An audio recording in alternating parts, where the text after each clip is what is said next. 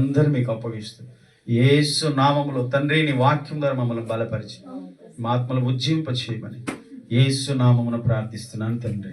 ఆమేన్. ఆమేన్. Okay, విన్న ప్రకటనలు, చెప్పబడిన సాక్ష్యాలు, ప్రార్థన అవసరతలు వచ్చే నెలలో రానున్న ఈ నెల వచ్చే నెల జరిగే ఉపవాస ప్రార్థనలు కార్యక్రమం అన్నిటి కొరకు మీరు మానక ప్రార్థన చేయండి. వాటితో పాటు మందిర అవసరతతో ప్రార్థన చేయండి.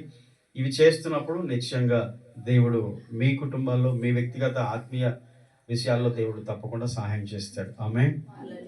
అపొస్తలుల కార్యములు 7వ అధ్యాయము ఒకసారి 17, 18, 19 వచనాలు చదువుకుందాం. కొద్ది సమయం దేవుని మాటను శ్రద్ధగా ఆలకించుదాం. అపొస్తలుల కార్యములు 7వ అధ్యాయము 17, 18, 19 వచనాలు. అయితే దేవుడు అబ్రహామునకు అనుగ్రహించిన వాగ్దాన కాలం సమీపించిన కొలది ప్రజల ఐగుప్తులో విస్తారంగా వృద్ధి పొందిరి.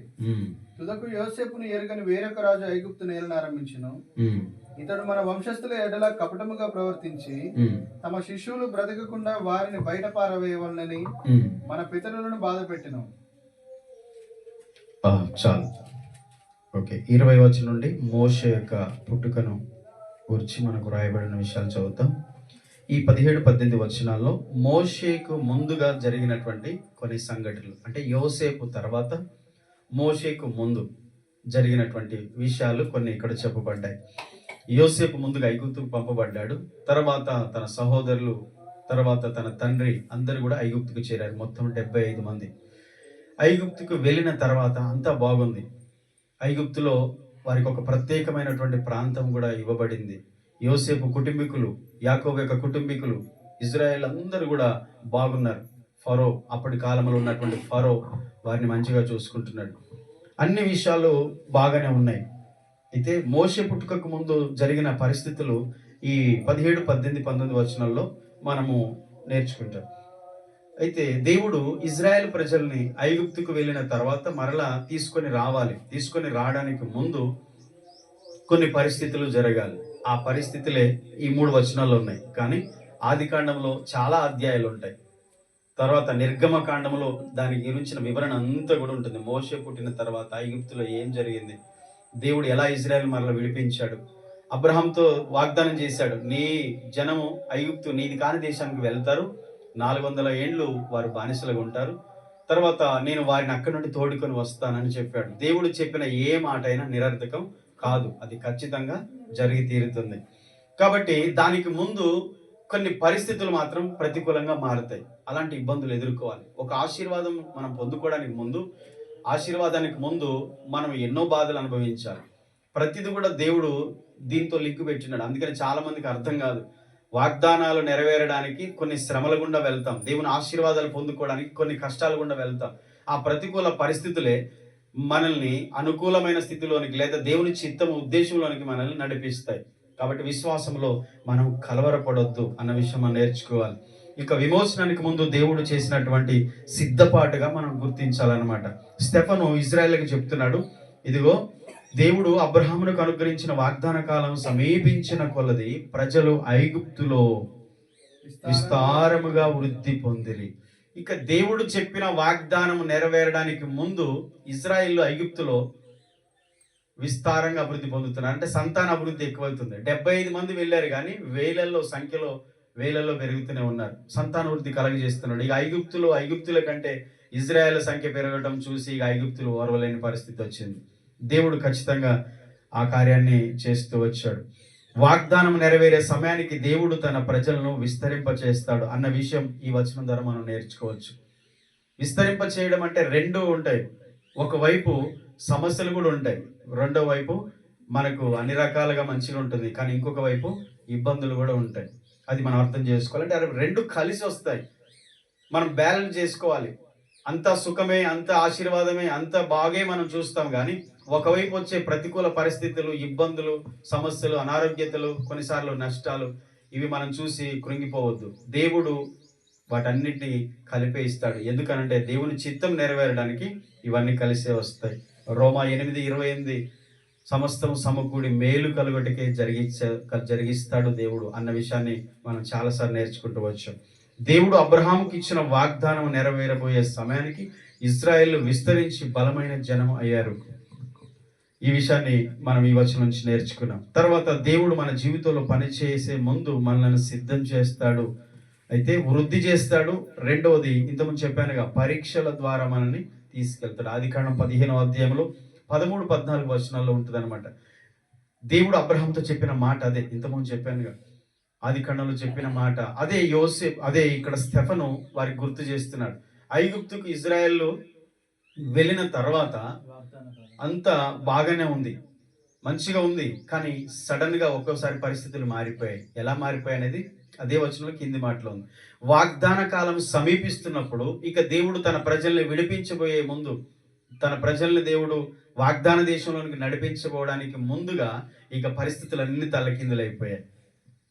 పరిస్థితులన్నీ తలకిందులుగా అయిపోయాయి. అదే విషయాన్ని మనం నేర్చుకుంటాం. ఎందుకు ఆ పరిస్థితులు తలకిందులు అవ్వడం ఏంటంటే, యోసేపును ఎరుగని, ఇజ్రాయెల్ ఎరుగని ఒక రాజు వచ్చాడు. మరలా ఫరో, అప్పుడున్నటువంటి రాజు కాకుండా ఇంకో కొత్త రాజు వచ్చాడు. ఆయన వచ్చిన తర్వాత పరిస్థితులన్నీ తలకిందులయ్యాయి. అది కింది వచనాలు మనం చదువుతాం. తర్వాత మనం కొద్దిగా ఉన్నప్పుడు, చిన్నగా ఉన్నప్పుడు కాదు, ఎదిగినప్పుడు దేవుడు మనలో తన యోచన ప్రణాళిక అమలు చేస్తాడు. కొన్నిసార్లు ఆరంభం బాగానే ఉంటుంది, చిన్నగా ఉన్నప్పుడు, కొద్దిగా ఉన్నప్పుడు. ఇజ్రాయెల్ 75 మంది ఉన్నప్పుడు బాగానే ఉంది, కానీ లక్షల మంది అయిన తర్వాత ఇబ్బందులు ఎదురయ్యాయి. కొన్నిసార్లు మనం ఎదిగినప్పుడు అంత బాగుంది, ఇక పర్వాలేదు అనుకున్నప్పుడు కొన్ని పరిస్థితులు మనకి ఇబ్బందికరంగా మారుతాయి. కానీ దేవుని వాగ్దానం మనతోనే ఉంది కనుక కలవరపడొద్దు. హల్లెలూయా. ఇక అదే వచనంలో కింది మాట చూడండి. వాగ్దాన కాలం సమీపించిన కొలది ప్రజలు ఐగుప్తుల విస్తారంగా వృద్ధి పొందిరి. తుదకు యోసేపును ఎరుగని వేరొక రాజు ఐగుప్తును ఏలనారంభించెను. యోసేపును ఎరుగని రాజు వచ్చాడు. ఇక ఇప్పుడు యోసేపును ఎరుగని రాజు అని అంటే, యోసేపును ఎరిగిన, యోసేపును తెలిసిన, యోసేపు పరిచయం ఉన్న రాజు లేడనేగా అర్థం. యోసేపు కాలంలో ఉన్నటువంటి ఫరో లేడు. యాకోబు చనిపోయాడు, యోసేపు చనిపోయాడు, తన సంతానము పిల్లలు ఉన్నారు. ఇక రాజు మారాడు, ఆ రాజు కూడా చనిపోయాడు. యోసేపుని ఎరుగని వేరొక ఫరో వచ్చాడు. ఈ ఇజ్రాయేళ్లకు ఆయనకు పరిచయం లేదు. అంటే వీళ్ళకున్న ఫ్రెండ్షిప్, యోసేపు కాలంలో ఉన్న ఫరోకు ఉన్నటువంటి ఆ స్నేహం, సంబంధం లేదా పరిచయాలు వీళ్ళకి లేవు, వీళ్ళతో ఆ రాజుకు లేవు. ప్లస్ ఇంకోటి ఏంటంటే, ఈ వాక్యం బట్టి మనకు అర్థమయ్యేది ఏంటంటే, వారు విస్తరించిరి, అభివృద్ధి పొందిరి, విస్తారంగా అభివృద్ధి పొందారు. కనుక అదొక రకమైన అసూయ కూడా. మన దేశంలో మన ప్రజల కంటే వీళ్ళు, యూదులు, ఇజ్రాయిల్ వేరే దేశం నుంచి వచ్చి ఇక్కడ స్థిరపడిపోయి వీళ్ళు డెవలప్ అవుతున్నారు, వీళ్ళు అభివృద్ధి పొందారు, వీళ్ళు విస్తారంగా పెరిగిపోతున్నారు అని చెప్పి వారి మీద ఒక రకమైనటువంటి అసూయ కూడా ఏర్పడింది. దేవుని పిల్లలు బాగుండడం సాతానికి ఇష్టం ఉండదు. దేవుని బిడ్డలు మంచిగా ఉండడం అపవాదికి ఇష్టం ఉండదు. గమనించండి, అది ఎప్పుడు ప్రతిదీ కూడా ఆత్మీయ కోణంలో మనం ఆలోచించాలి. ఇక్కడ జరిగేది చరిత్ర చదువుతున్నది, కానీ మన నిజ జీవితంలోనికి దీన్ని మనం తీసుకుంటే సాతాను కూడా ఇలాగే ప్రవర్తిస్తాడు. మీరు బాగా ఉంటే, మంచిగా ఉంటే, ఆత్మీయంగా ఉంటే, దేవునికి ఇష్టంగా ఉంటే, అన్ని రకాలుగా మీరు క్షేమంగా ఉంటే సాతానికి ఇష్టం ఉండదు. దేవుని పిల్లల్ని బాధ పెట్టడం, ఇబ్బంది పెట్టడం సాతానికి ఉన్నటువంటి అలవాటు. ఓకే, సాతాను సంబంధులు కూడా అలాగే ప్రవర్తిస్తారనే విషయాన్ని మనం నేర్చుకోవాలి. యోసేపును ఎరుగని రాజు లేచాడు. యోసేపు చేసిన సేవలను మరిచిపోయిన ఫరో లేచాడు. యోసేపు చేసిన సేవలను మర్చిపోయిన ఫరో అయినా, మర్చిపోవడం కాదు, అసలు అది గుర్తు లేకుండా, అసలు ఆయనకు ఆ విషయమే తెలియదు. నాకు తెలిసి అంతకు ముందున్నటువంటి విషయాలన్నీ తెలియదు అనుకుంటా. ఒకవేళ తెలిసిన కృతజ్ఞత లేని జీవితం అనుకుంటా ఈ ఫరోది. యోసేపు ఏం సేవ చేశాడు మనం గడిచిన వారాల్లో నేర్చుకున్నాం. యోసేపు ఒక చెరసాల్లో ఉన్నప్పుడు యోసేపుకు వచ్చిన కళను బట్టి కలభావాలు చెప్పే ఒక వ్యక్తి ఉన్నాడని యోసేపును తీసుకొచ్చారు. ఫరో తనకు వచ్చిన కళని చెప్పాడు. వింటున్నారు? ఆ కళ భావాన్ని ఎవ్వరు చెప్పలేదు ఐగుప్తు దేశంలో, కానీ యోసేపు అనే వ్యక్తి చెప్పాడు. దేవుడు బయలుపరిచాడు. చెప్పిన తర్వాత యోసేపును ఐగుప్తుకు ప్రధానిగా చేశాడు. తర్వాత ఐగుప్తులో రాబోతున్నటువంటి ఆ కరువు, ఆ కళ భావం ఏదైతే చెప్పాడో, రానున్న 7 సంవత్సరాల భయంకరమైన కరువులో ప్రజలు చనిపోకుండా ఉండాలంటే ఇలా చేయాలని ఆలోచన చెప్పాడు. ప్రణాళికలు వేశాడు, ప్రయాసపడ్డాడు.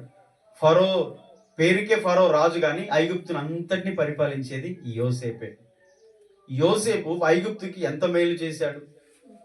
ఐగుప్తులు కరువులో చనిపోకుండా దేవుడు ఇచ్చినటువంటి ఆ కళ భావాన్ని చెప్పి తాను ప్రయాసపడి తనతో తన కుటుంబంతో పాటు ఐగుప్తులు ఇంకా చుట్టుపక్కల దేశాలు కూడా ఆ కరువులో చచ్చిపోకుండా ఆహారం ఇచ్చేటట్టుగా అన్ని రకాలుగా ప్రణాళికలు వేసి తన జీవితం అంతా కూడా ఐగుప్తుకి సేవ చేస్తూ వచ్చాడు.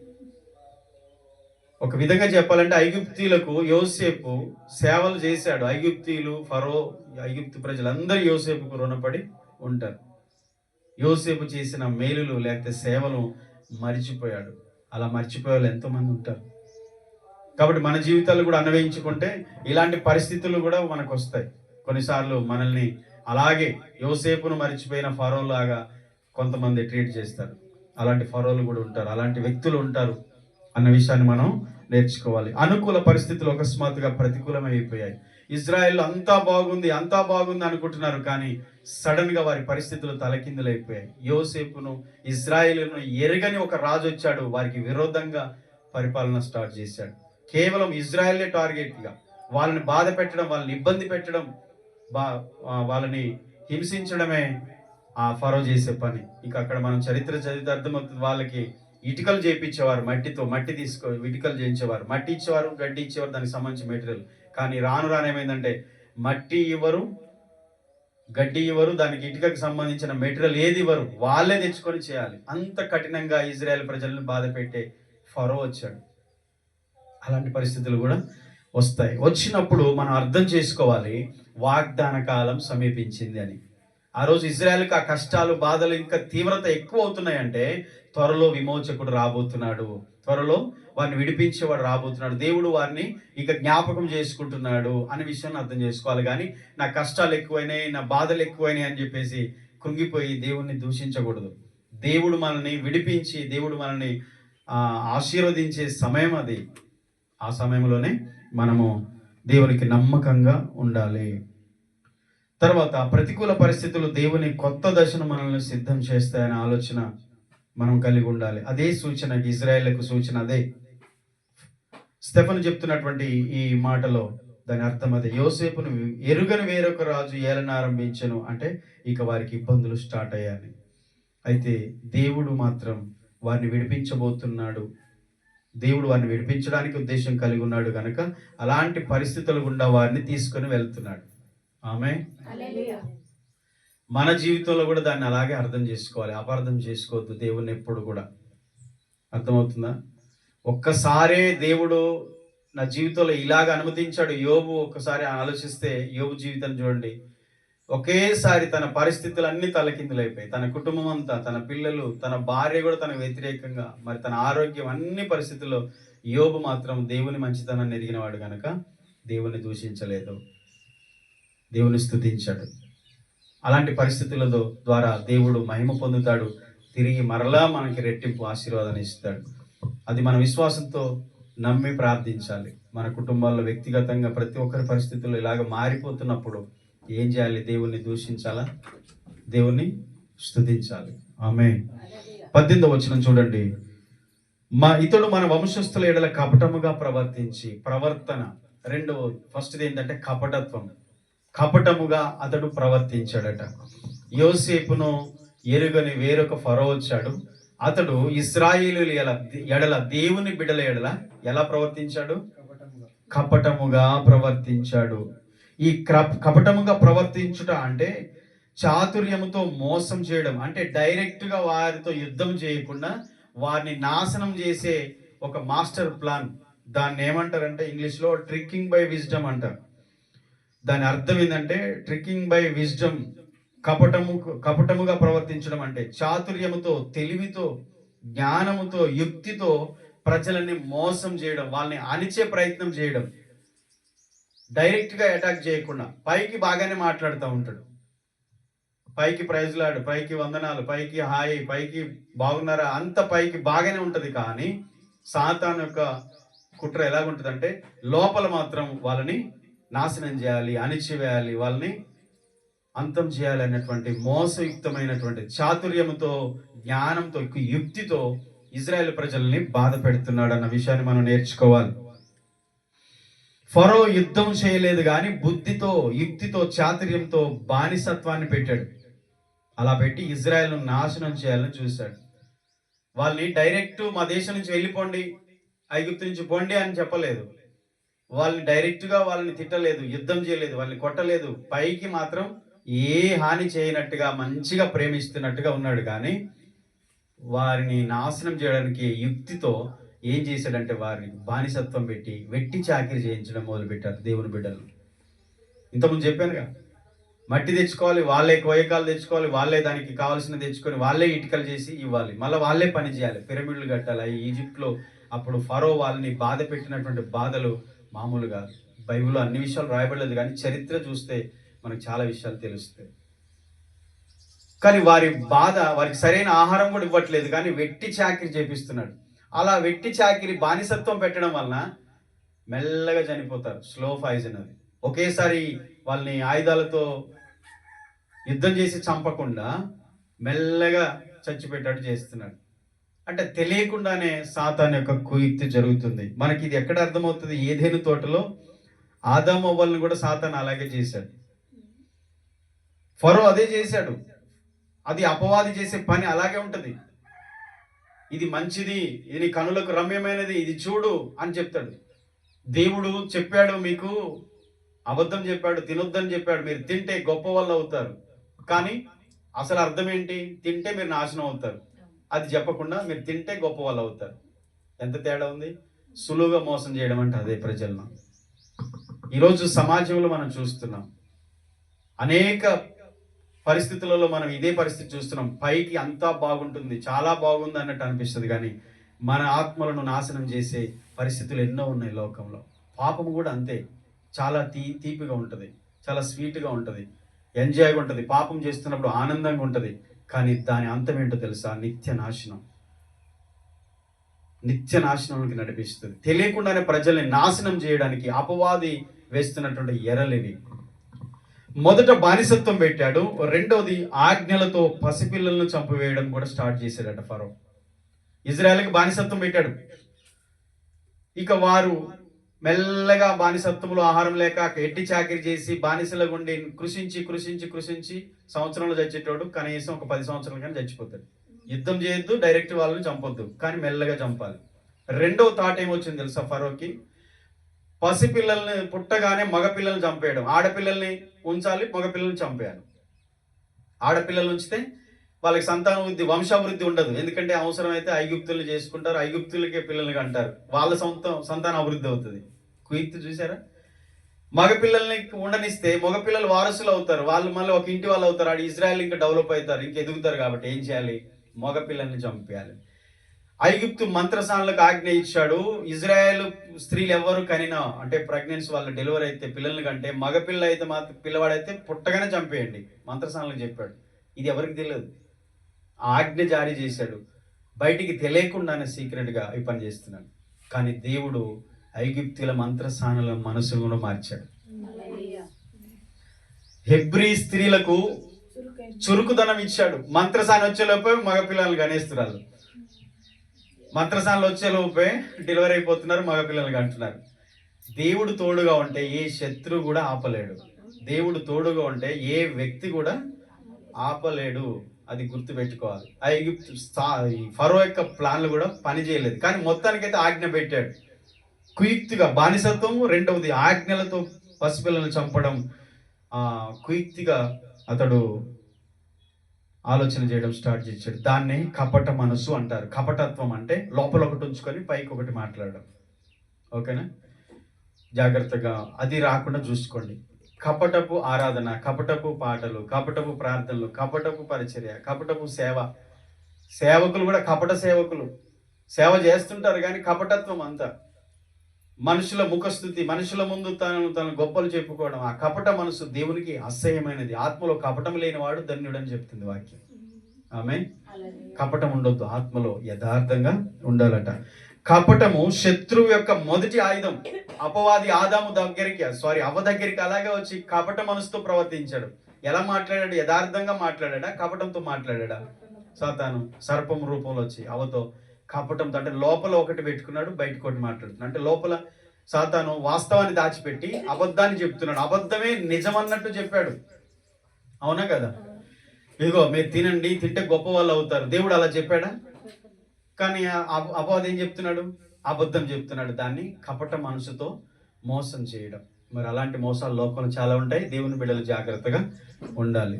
అయితే మనంతట మనం కాపాడుకోలేం. చాలా కపట మనుషుల నుండి, కపట పరిస్థితుల నుండి దేవుడు సహాయం చేయాలి. మనం కూడా ప్రార్థన చేసుకొని ప్రతి విషయంలో దేవా ఎక్కడ కూడా నేను మోసపోకుండా జాగ్రత్త పడడానికి సహాయం చేయి. ఎంతోమంది ప్రతి దినం బయటికి వెళ్తే కపటత్వంతో బ్రతికే మనుషుల మధ్యలో మనం ఉన్నాం కదా. బిజినెస్లో కానీ, ఉద్యోగంలో కానీ, వ్యాపారంలో పనిచేసే అక్కడ ఎక్కడ కొన్నిసార్లు కుటుంబ సభ్యులు కూడా కపట మనసుతో ఉంటారు.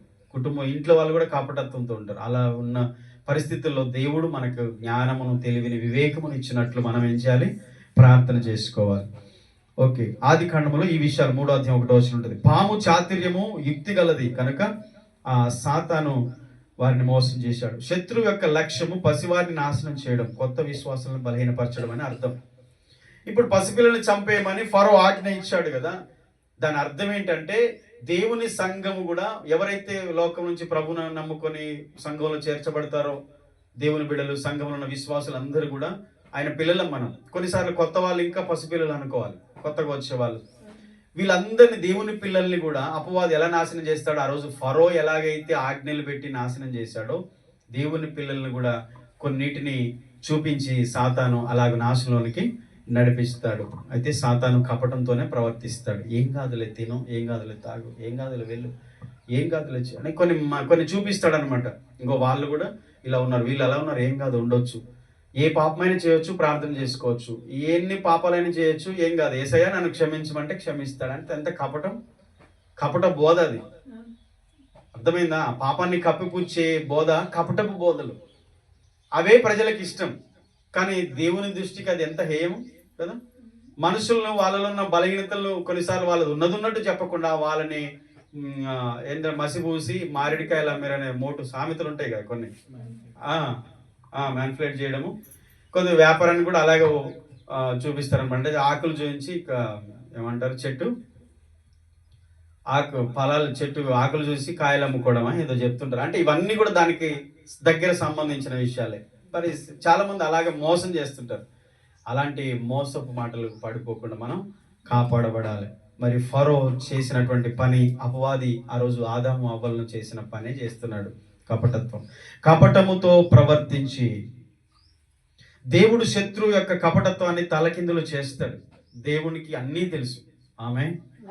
యోబు గ్రంథం 5వ అధ్యాయం 13వ వచనంలో ఉంటుంది చూడండి. దేవుడు ఎంత గొప్పవాడంటే ప్రతి హృదయాన్ని ఎరిగినవాడు, ప్రతి మనస్సును ఎరిగినవాడు. యోబు గ్రంథం 5వ అధ్యాయం 13వ వచనం ఒక్కసారి చదువుతారా?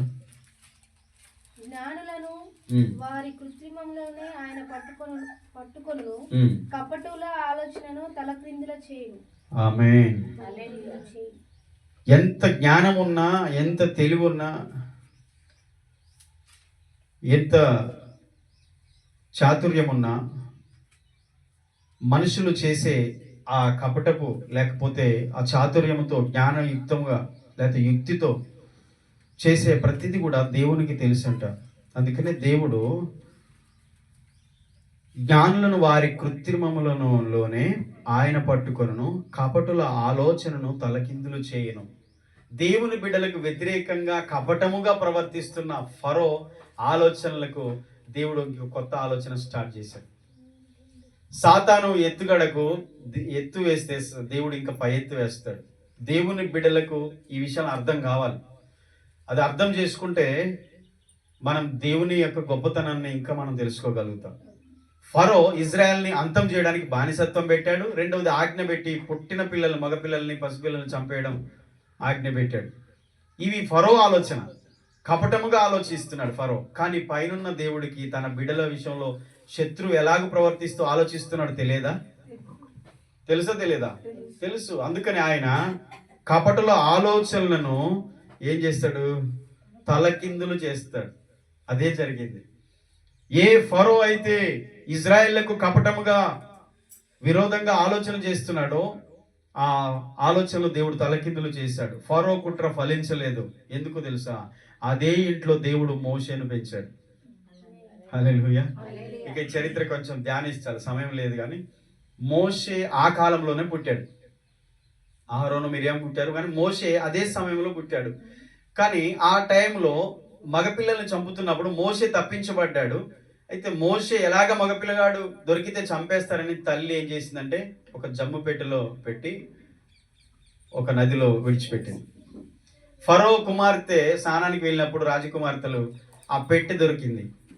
ఆ పెట్టెలో చిన్న బాబు ఉన్నాడు, చాలా బాగున్నాడు, తీసుకొచ్చి ఆమె సాదుకుంది, తీసుకొచ్చి పెంచింది, పెద్దవాళ్ళని చేసింది. అయితే ఆ ఇంట్లో పెంచడానికి కూడా ఎవరిని వాడుకున్నాడు దేవుడు అంటే మోషే తల్లినే. దేవుని ఆలోచనలు కొన్నిసార్లు మనకు ఊహకు అందవు, మనకు అర్థం కావు. దేవుడు మన పట్ల ఉన్న ఆయనకున్న ప్రణాళిక చాలా గొప్పది. ఇప్పుడు మనం నిర్గమకాండం వెళ్ళి ధ్యానిస్తే చాలా లోతుగా విషయాలు మనం ధ్యానించవచ్చు. కానీ ఈ సబ్జెక్ట్ మనం ముందుకు వెళ్తున్నాం కాబట్టి ఆ సందర్భాన్ని జ్ఞాపకం చేస్తున్నాను. శత్రువు వేసే ఎత్తుకు దేవుడు పై ఎత్తు వేస్తాడు. ఫరో కుట్ర ఫలించలేదు, అదే ఇంట్లో దేవుడు మోషేను పెంచాడు. ఆత్మీయ జాగ్రత్తతో శత్రువు చాతుర్యంతో వచ్చిన దేవుని ప్రణాళికను ఆపలేడు. ఆమె శత్రువు చాతుర్యంగా వచ్చిన, కపటంగా వచ్చిన, కుయుక్తితో ప్రవర్తించిన, మనం దేవునికి దగ్గరగా దేవునికి ఇష్టంగా మనం బ్రతుకుతుంటే దేవుని యొక్క ప్రణాళిక మన పట్ల జరగకుండా శత్రువు ఆపలేడు, ఎన్ని కపటపు ఆలోచనలు చేసినా. అది మనం నమ్మాలి. ఆమె సాతాను మీకు మీ కుటుంబాలకు ఎంత వ్యతిరేకంగా ఆలోచన చేసినా మీరు దేవునికి దగ్గరగా ఉండి ఆయనకు చేసే ప్రార్థన, మీరు ఆయనకి ఇష్టంగా జీవించే జీవితం, ఇవన్నీ శత్రువు కపటపు ఆలోచనలను తలకిందులు చేసేటట్టు చేస్తాయి. కానీ మనం మోసపోతాం చాలాసార్లు, శత్రువు కపటపు ఆలోచనలోనే మోసపోతూ ఉంటారు చాలా మంది. అలా మోసపోకుండా జాగ్రత్త పడాలి. 19వ వచనం చదవండి ఒకసారి, చివరిది. తమ శిశువులు బ్రతకకుండా వారిని బయట పారవేయాలని మన పితరులను బాధ పెట్టెను. ఇక ఈ ఫరో చేసిన పని ఏంటి? మొదటిగా యోసేపుని ఎరుగని ఫరో వచ్చాడు, ఆయన ఐగుప్తును ఏలనారంభిస్తున్నాడు. ఇక తన బిడలు, దేవుని బిడలైనటువంటి ఇజ్రాయేలుల వంశ ఎడల కపటముగా ప్రవర్తిస్తున్నాడు. మూడవది, తమ శిశువులు బ్రతకకుండా వారిని బయట పారవేయవలనని మన పితరులను బాధ పెట్టెను. కపటంగా ప్రవర్తించడమే కాదు, ఆయన చేసిన పని ఏంటంటే తమ శిశువులు బ్రతకకుండా వారిని బయట పారవేయవలనని మన పితరులను బాధ పెట్టాడు. చంపేయాలి, బయట పారేయాలి. ఇజ్రాయేలు ఇక ఎదగొద్దు, దేవుని బిడ్డలు బాగుండొద్దు, అభివృద్ధి చెందొద్దు, ఎదగొద్దు, వారు క్షేమంగా ఉండొద్దు. అంత మాత్రమే కాదు, ఇక వారు సంతాన అభివృద్ధి కూడా పొందొద్దు. ఇక ఎక్కువ కావద్దు, ఇప్పటికీ ఎక్కువ అయిపోయారు. ఐగుప్తు అంతా కూడా ఇజ్రాయేల్ నిండిపోతున్నారు. అది శత్రువు బాధ. అందుకనే అతడు ఈ ఆలోచన కలిగి ఉన్నాడు. స్టెఫను అదే సంగతిని జ్ఞాపకం చేస్తున్నాడు. ఇక్కడ మనం ఒక విషయం ఆలోచించుకోండి. శత్రువు దాడి, బాధ పెరుగుతున్నప్పుడు విమోచకుడు పుట్టబోతుడని మనం అర్థం చేసుకోవాలి. దేవుడు తన ప్రజల్ని విడిపించడానికి ఒక రక్షకుణ్ణి పంపించబోతున్నాడు, ఒక విమోచకుడిని పంపించబోతున్నాడు అని అర్థం చేసుకోవాలి. మనకు బాధ పెరుగుతున్నప్పుడు, శ్రమ పెరుగుతున్నప్పుడు, మన కష్టాలు ఎక్కువ అవుతున్నప్పుడు, లేదా మన కుటుంబ సమస్యలు ఉంటున్నప్పుడు, ఇవన్నీ నిజంగా మనం అర్థం చేసుకోవాలి. వాటిని మనల్ని నాశనం చేయడానికి దేవుడు అనుమతించలేదు. వాటన్నిటి నుంచి విడిపించి ఆయన సాక్షిగా నిలబెట్టుకోవడానికి దేవుడు వాటిని అనుమతిస్తున్నాడు. ఫరో పసివారి ప్రాణాలు తీసివేయమన్నప్పుడు అదే సమయంలో మోషే పుట్టాడు. నెక్స్ట్ మనం 20వ వచనంలో చదువుకుంటాం. శత్రు దాడి ఎక్కువగా ఉన్నప్పుడు దేవుడు ఏదో గొప్పది చేయబోతున్నాడనే సంకేతాన్ని మనం అర్థం చేసుకోవాలి. సాతాను శోధనలు వచ్చినప్పుడు మనం బలహీనపడిపోతాం కొన్నిసార్లు, కానీ దేవునికి తెలియకుండా అది జరగలేదు. ఏ పరిస్థితి జరిగినా మనం అదే నమ్మాలి. మనం దేవుని ప్రేమించే బిడ్డలం గనక మనం ఏ పరిస్థితి మన జీవితంలో, కుటుంబంలో పరిస్థితి ఎలాగ ఉన్నా సరే దేవుడు ఖచ్చితంగా దీనికంటే ఏదో గొప్పది చేయబోతున్నాడని మనం అర్థం చేసుకోవాలి. ఆమె అందుకనే మన కష్టము, నష్టము, బాధ వీటన్నిటిలో మనం సహించినప్పుడు ఇంకా మేలులు పొందుకుంటాం. అందుకనే కీడు తర్వాత దేవుడు ఖచ్చితంగా ఆశీర్వాదాలని ఇస్తాడు. ఇది విశ్వాసులు విశ్వాసంతో నమ్మాలి, దేవుని స్తుతించాలి. దేవుడు నన్ను వాడుకునే ముందు, లేక దేవుడు మనల్ని వాడుకునే ముందు, ఉపయోగించబోయే ముందు, మనల్ని దేవుడు తన మహిమ కొరకు నిలబెట్టుకునే ముందు శత్రు శోధనలు, దాడులు, కనీసం ఈ లోక సంబంధమైన పరిస్థితులు, కష్టాలైనా మనకు వస్తాయి. అవే మనల్ని దేవునికి సాక్షిగా నిలబెడతాయి. హల్లెలూయా. ఇది అర్థం చేసుకుంటే ప్రతిదినం నెమర వేసుకుంటాం. నా పరిస్థితులు బాగోలేవు, నేను దేవుని ఆరాధిస్తున్నా, దేవుని సన్నిధి వెళ్తున్నా, దేవుని బిడ్డగా బ్రతుకుతున్నా, ఈ లోకం ఇలా అంటున్నారు, నా కుటుంబీకులు ఇలా వెలివేస్తున్నారు, నా పరిస్థితులు ఇలా ఉన్నాయి, నా జీవితంలో ఎన్ని శోధనలు ఉన్నాయి, నాకు మనశ్శాంతి, కొన్నిసార్లు మానసికంగా ఇబ్బంది పడుతున్నాను, కొన్నిసార్లు నాకు అనారోగ్యతలు, ఇవన్నీ నా పరిస్థితులు ఇలాగ ఉన్నాయంటే దేవునికి తెలిసే ఇవన్నీ జరుగుతున్నాయి. నేను దేవుణ్ణి హత్తుకొని ఉంటా, దేవుడు వీటిని విడిపించి వీటిలో నుంచి నాకు ఇంకా గొప్ప కార్యాలు చేస్తాడు, నా కుటుంబాన్ని రక్షిస్తాడు అనే నమ్మకంతో మనం ఉండాలి. ఆమేన్.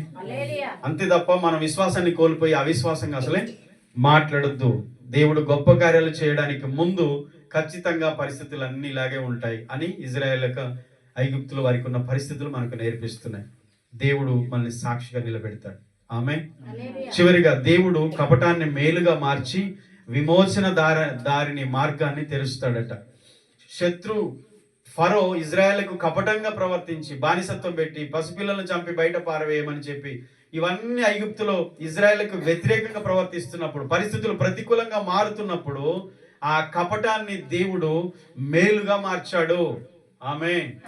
శత్రువు యొక్క కుయుక్తిని, శత్రువు యొక్క ప్రయత్నాలు, కపటాన్ని దేవుడు మనకు మేలుగా ఆశీర్వాదకరంగా మారుస్తాడు అని ఈ ఐగుప్తులో ఇజ్రాయేల్ చరిత్ర మనకు నేర్పిస్తుంది. మనం నమ్మాలి. ఆమేన్. అక్కడ జరిగిందే ఇప్పుడు జరుగుతుంది, ఎప్పుడైనా అదే జరుగుతుంది. దేవుడు శత్రువుకు ఆలోచనలకు దేవుడు పై ఎత్తుగా ఆలోచనలు వేసి తన బిడ్డలను కాపాడుతూనే ఉంటాడు, విడిపిస్తూనే ఉంటాడు, సహాయం చేస్తూనే ఉంటాడు. కపటాన్ని దేవుడు మేలుగా మార్చాడు. చెప్పండి, కపటాన్ని దేవుడు మేలుగా. ఫరో కపటపు ఆలోచన, ఇజ్రాయెల్ పట్ల ఉన్న కపటపు కుయుక్తి ఆలోచనలను దేవుడు చూసి నా బిడ్డలకు వ్యతిరేకంగా సాతాను, శత్రు, ఇదిగో విరోధి ఇలాగ ఆలోచిస్తున్నాడని దేవుడు గొప్ప ప్రణాళికతో ఆ కపటాన్ని మేలుగా ఇజ్రాయెల్కు మేలుగా మార్చి ఆ ఫరో ఇంట్లోనే విమోచకుడుగా, ఇజ్రాయెల్ విడిపించేవాడుగా వచ్చిన మోషేను పెంచుతూ వచ్చాడు. ఆ మోషే ఐగుప్తులోనే ఫరో ఇంట్లోనే పెరిగాడు. ఫరోకు వ్యతిరేకంగా దేవుడు ఒక ఆయుధాన్ని నిలబెట్టాడు. మోషే ఫరో ఇంట్లోనే పెరిగాడు. అదే రాజ్యంపై దేవుడు న్యాయం తీర్చాడు. దేవుడు శత్రువు పథకాన్ని తిరిగి తన ప్రణాళికకు వాడుకున్నాడు. ఆమేన్. శత్రు వేసే ప్రతి పథకాన్ని, ప్రణాళికను, శత్రు వేసే ప్రతి ప్లాన్ను దేవుడు తన ప్రణాళికలో భాగంగా మార్చుకున్నాడు. తన చిత్తాన్ని తన బిడ్డల ఎడల జరిగించాడు. యెషయా 54:17 కూడా నీకు విరోధంగా ఉన్న ఏ ఆయుధం వర్ధిల్లదు అని మన కొరకు వాగ్దానం ఉంది. ఆమేన్. ఆయన మన కోసం కుట్రను కృపగా మార్చుతాడు. ప్రతి కుట్ర, మనకు వ్యతిరేకంగా చేసే కుట్రలు ఏ అవుతున్నాయో దేవుడు వాటిని కృపలుగా మారుస్తాడు. ఆమేన్. ఆ కృప ద్వారా మనల్ని దేవుడు బలపరిచి, అభివృద్ధి పరిచి, ఆశీర్వదించి నడిపిస్తాడు. కాబట్టి దేవుని బిడ్డలు ఈ ప్రొటెక్షన్లో, ఈ సంరక్షణలో ఉండాలి. గాలిగా తిరగడం కాదు, ఇష్టం వచ్చినట్టు బ్రతకడం కాదు, దేవుని సంరక్షణలో ఉండడానికి ప్రయత్నం చేయండి. దేవుడు తప్పకుండా తన ప్రజల పక్షంగా ఇలాంటి కార్యాలు చేస్తాడు. దేవునికి ఇష్టం లేని జీవితం జీవిస్తూ దేవుడు నా కుట్రలు కృపగా మారుస్తాడంటే కుదరదు. ఆయనకు మొరపెట్టే బిడ్డలుగా ఉంటే మారుస్తాడు. బాధ, కష్టం కొన్నిసార్లు మనకు తెలియక ఏ పరంగా వచ్చినా అది దేవునికి తెలుసు. మనం దేవునికి దగ్గరగా ఉంటే వాటిని దేవుడు మనకు దీవెనలుగా మారుస్తాడు. నీవు ఎదుర్కొంటున్న కష్టాలు, దేవుడు చేయబోయే గొప్ప కార్యాలకు ముందు ఈ ఒక దశ మాత్రమే, ఈ ట్రైలర్ లాంటివి. భయపడకు. శత్రువు కపటంతో ప్రవర్తించినా దేవుడు నిజాయితీతో నిన్ను కాపాడుతాడు. విమోచన సమయం దగ్గర పడినప్పుడు పరిస్థితులు కఠినంగా మారుతాయి, కానీ దేవుని ప్రణాళిక మాత్రం నిశ్చయం. దేవుని ప్రణాళిక అది నెరవేరుతుంది. ఆమేన్. అదే ఐగుప్తులో ఇజ్రాయెల్ పట్ల జరిగింది. లక్షల మంది ఇజ్రాయెల్ ఐగుప్తు నుంచి వచ్చారు. సకల సంపదలతో ఐగుప్తుల కలిగిన సమస్తాన్ని వాళ్ళు తీసుకొని వచ్చారు. దేవుడు అలాగ ఆశీర్వదించాడు. ఎంత బాధను అనుభవించారో అంత మేలును పొందుకున్నారు. ఎంత కష్టం అనుభవించారో అంత ఆనందాన్ని, అంత శ్రేష్టమైనటువంటి ఆశీర్వాదాలను అనుభవించారు. దేవుడు కుట్రలను కృపలుగా మార్చాడు. శత్రు యోచనను, కపటాన్ని దేవుడు మేలులుగా మార్చాడు. దేవుని బిడ్డలకు దేవుడు అలాంటి మేలు చేస్తాడు. ఆమేన్. మనం అర్థం చేసుకోవాలి. ఖచ్చితంగా దేవుని ప్రణాళికను అర్థం చేసుకొని ఐగుప్తులో ఇజ్రాయేళ్లకు వేరొక ఫరో వచ్చి ఎంత బాధను తీసుకొచ్చినా, శత్రు ఎంత బాధ పెట్టినా, కపటంగా ప్రవర్తించినా దేవుడు తోడుగా ఉండి ఎలాగో నడిపించాడో ఈరోజు మనం నేర్చుకున్న ఈ 3 వచనాల్లో ఈరోజు మనకు కూడా దేవుడు అలాగే తోడుగుండి ఆనాడు ఇజ్రాయేలును ఎలాగైతే కాపాడుతూ వారి పట్ల వ్యతిరేకంగా చేసిన ఆలోచనలు దేవుడు తిప్పికొట్టి కపటాన్ని మేలుగా మారుస్తూ ఆ కుట్రలను కృపగా మార్చి తన బిడ్డలను ఆశీర్వదించి నడిపించాడో దేవుడు మనకు కూడా అలాంటి కార్యాలు చేస్తాడు. మనం ఆయనకు మొరపెట్టేవారుగా, ఆయన హత్తుకునేవారుగా, అబ్రహాం, ఇసాకు, యాకోబుల దేవుడైన ఆయన్ని మనం జ్ఞాపకం చేసుకొని మనం ఆయనకి ఎలుగెత్తి మొరపెట్టి వారిగా ఉన్నప్పుడు, బాధలు వచ్చినప్పుడు, కష్టాలు వచ్చినప్పుడు చర్చి మానేసి, దేవుని దూషించి, సంఘాన్ని విడిచిపెట్టి, సావాసానికి రాకుండా, దేవుని నామాన్ని అవమానపరిచే క్రైస్తవులకు కాదు దేవుడు చేసేది. కష్టాల్లో, బాధల్లో మొరపెట్టాలి. ఆకాశం అందున్న దేవునికి మనం మొర వెళ్ళాలి. ఇజ్రాయెల్ మొరపెట్టారట. నా ప్రజల మొర నేను విని వచ్చాను మోషే అంటాడు దేవుడు. అలాంటి మొరపెట్టే బిడ్డలు ఉంటే దేవుడు వారి దగ్గరికి వచ్చి శత్రు కపటాన్ని కూల్చివేసి ఆ కపటమును మనకు మేలుగా మార్చి మనల్ని కూడా ఆశీర్వదిస్తాడు. దేవుడి మాటలు దీవించునుగాక. కళ్ళు మూసుకుందాం, ప్రార్థన చేద్దాం. దయగల మా తండ్రి, పరిశుద్ధులైన దేవ, ఆనాడు ఐగుప్తు దేశంలో ఇశ్రాయేలు నైనా ఒకసారిగా అనుకూల పరిస్థితులు ప్రతికూలంగా మారినప్పుడు శత్రువు కపటంగా ప్రవర్తించి